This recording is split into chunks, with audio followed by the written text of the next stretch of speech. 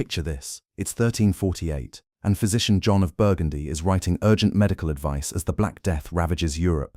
His recommendations include avoiding baths at all costs because he warns, hot water opens the pores of the skin and allows pestilential vapors to enter the body directly, causing almost certain death. This isn't the opinion of an ignorant quack, but represents the best medical understanding of the time, supported by observations that people who bathed regularly seemed to die faster during plague outbreaks than those who remained unwashed. Within a generation, public bathhouses across Europe are closing, private bathing becomes rare even among the wealthy, and entire populations embrace dirt as their primary defense against disease. How did this happen? How did bathing transform from a normal human activity into something that medieval people genuinely feared more than living in filth? The transformation of medieval attitudes toward bathing reflects a complex intersection of medical theory, religious doctrine, practical observation, and economic reality that created a perfect storm of anti-bathing sentiment. Medieval people didn't avoid washing out of ignorance or superstition, but because their best scientific knowledge, religious authorities, and direct experience seemed to prove that bathing was genuinely dangerous to health and spiritual welfare. Medieval medical theory, inherited from ancient Greek and Roman physicians, provided the scientific foundation for believing that bathing was dangerous to human health. The humoral theory that dominated medieval medicine taught that health depended on maintaining proper balance between the four bodily humors: blood, phlegm, yellow bile, and black bile. According to this framework, bathing disrupted humoral balance by opening skin pores and allowing external influences to penetrate the body. The most authoritative medieval medical texts explicitly warned against frequent bathing, stating that water contact softened the body and made it vulnerable to corruption from miasma, the poisonous air that was believed to carry disease. Medical schools taught that the skin served as a protective barrier that should remain sealed against external contamination, and that bathing compromised this protection by opening pores and allowing harmful substances to enter the bloodstream. The theoretical foundation for these beliefs was remarkably sophisticated, drawing on centuries of medical observation and philosophical reasoning that created internally consistent explanations for disease transmission and prevention. Medieval physicians understood that certain activities seemed to correlate with illness, and bathing appeared to be one of these dangerous activities based on their careful observation of patient outcomes. The seasonal aspects of medical theory reinforced anti-bathing beliefs by suggesting that different times of year created varying levels of danger from water contact. Winter bathing was considered especially risky because cold air was believed to make the body more vulnerable to humoral disruption, while summer heat was thought to increase the dangers of pore opening and vapor penetration. But here's where medieval anti-bathing beliefs become particularly compelling. They seem to be confirmed by practical observation during epidemic periods, when people who bathed regularly appeared to have higher mortality rates than those who avoided water contact. This correlation, though likely coincidental, provided powerful empirical evidence that reinforced existing medical theories about bathing dangers. The plague observations that seemed to support anti-bathing theories were carefully documented by medieval physicians who recorded detailed case studies of patients who had bathed before becoming ill. These medical records created compelling evidence that water contact preceded disease onset in many cases, leading to logical conclusions about cause and effect relationships that seemed to prove bathing dangers. The comparative mortality studies conducted by medieval physicians during epidemic periods showed statistical differences between bathing and non-bathing populations that appeared to demonstrate clear health advantages for those who avoided water contact. These studies used the best analytical methods available at the time and reached conclusions that seemed scientifically valid based on available evidence. The regional variations in plague mortality that correlated with local bathing practices created additional evidence for anti-bathing theories. Areas with active bathhouse cultures seemed to experience higher death rates during epidemic periods, while regions where bathing was already uncommon appeared to suffer less severely from disease outbreaks. The religious dimensions of anti-bathing sentiment added spiritual concerns to medical worries, creating comprehensive belief systems that viewed washing as both physically dangerous and morally suspect. Early Christian teachings emphasized that excessive attention to bodily cleanliness indicated vanity and spiritual weakness, while true holiness required focus on the soul rather than the flesh. Monastic traditions created complex relationships with bathing by establishing rules that both required basic hygiene and restricted elaborate washing practices. Many monasteries allowed bathing only on specific holy days or during illness, creating religious calendars that regulated when washing was spiritually acceptable. The association between bathing and luxury made regular washing seem incompatible with Christian ideals of humility and self-denial. The theological arguments against bathing were sophisticated and drew on extensive scriptural interpretation and patristic writings that emphasized the spiritual dangers of bodily pleasure and sensual indulgence. Religious scholars developed detailed theological frameworks that explained why excessive bathing was spiritually harmful and could lead to damnation through pride and vanity. The ascetic traditions within Christianity that emphasized bodily mortification and rejection of physical comfort created additional religious justifications for avoiding bathing. Saints and holy people were often praised for their willingness to endure physical discomfort and bodily neglect as demonstrations of spiritual dedication that transcended worldly concerns about cleanliness and comfort. The connection between public bathhouses and immoral activities created additional religious objections to bathing facilities that were often associated with prostitution, gambling, and other sinful behaviors. Religious authorities viewed bathhouses as centers of moral corruption that threatened community spiritual welfare, leading to religious campaigns against public bathing facilities. The municipal regulations that closed bathhouses often cited moral concerns alongside health considerations, creating legal frameworks that reinforced religious objections to public bathing. These regulations were typically supported by both medical authorities and religious leaders who agreed that bathhouses posed unacceptable risks to community welfare. The economic realities of medieval bathing created practical barriers that made washing expensive, time-consuming, and socially exclusive in ways that reinforced beliefs about its dangers. Heating water required enormous amounts of fuel that most families couldn't afford regularly, while soap represented a luxury item that cost more than many people earned in weeks.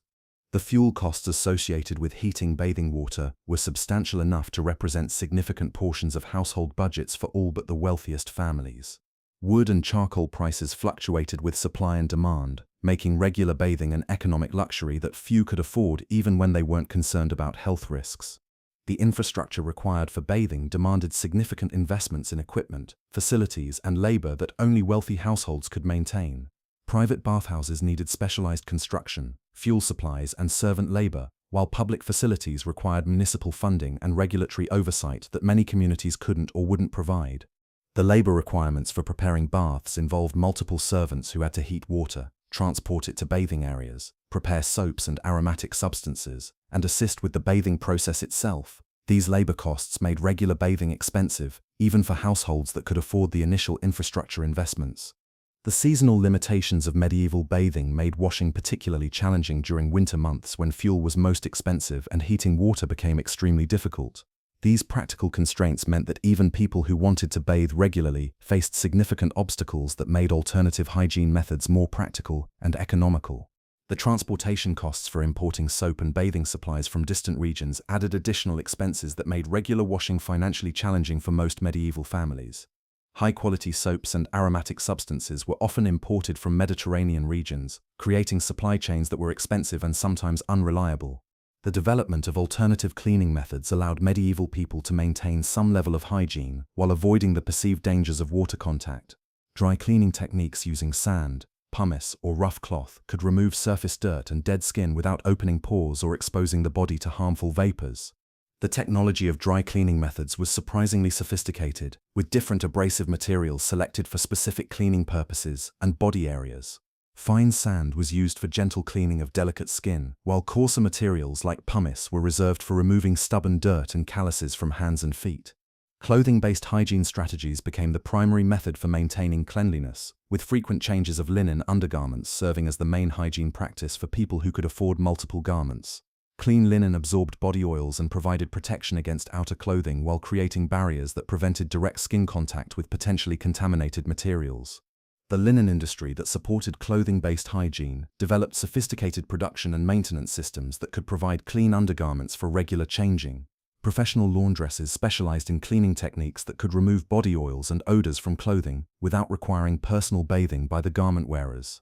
Aromatic substances and perfumes served both cosmetic and medical functions by masking odors while providing protection against disease-carrying vapors.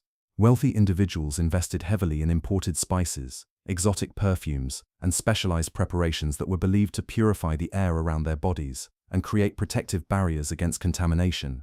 The perfume industry that developed to support anti-bathing hygiene created sophisticated products that combined pleasant scents with supposed medical benefits.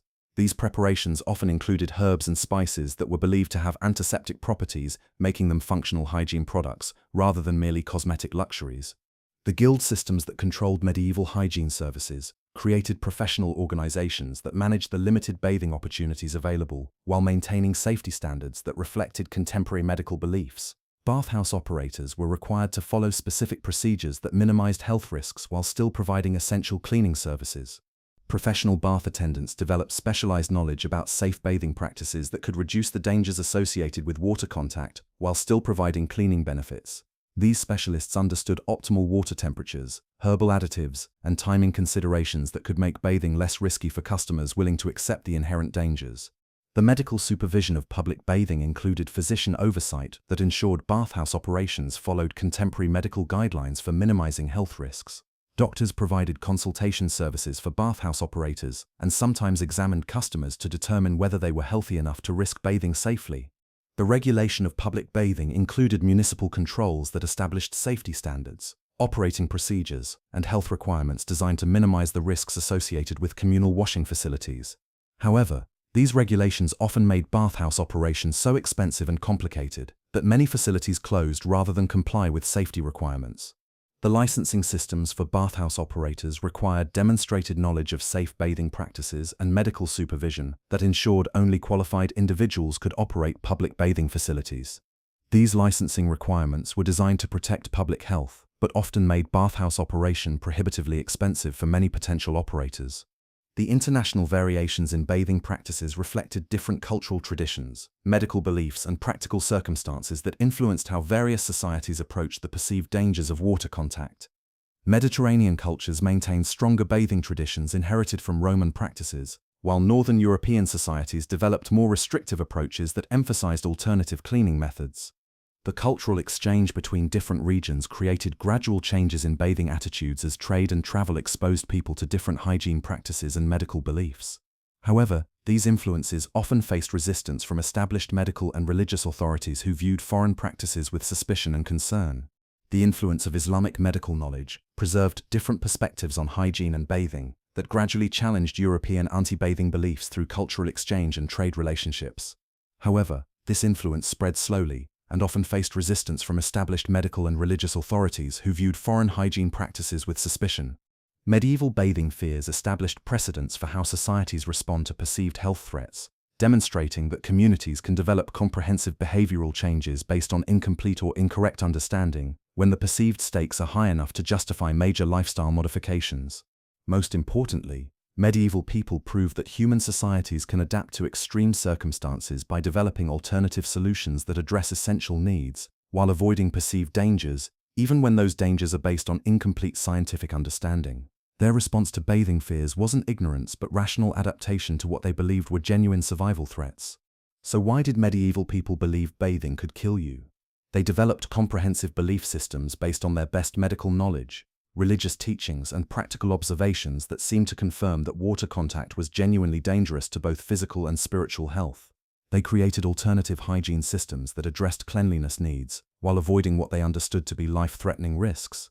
The next time you step into a modern shower and appreciate contemporary understanding of hygiene and health, remember the medieval person who avoided bathing for months because they genuinely believed that washing would increase their risk of death during a time when disease was everywhere and medical understanding was limited to theories that seemed logical but were ultimately incorrect.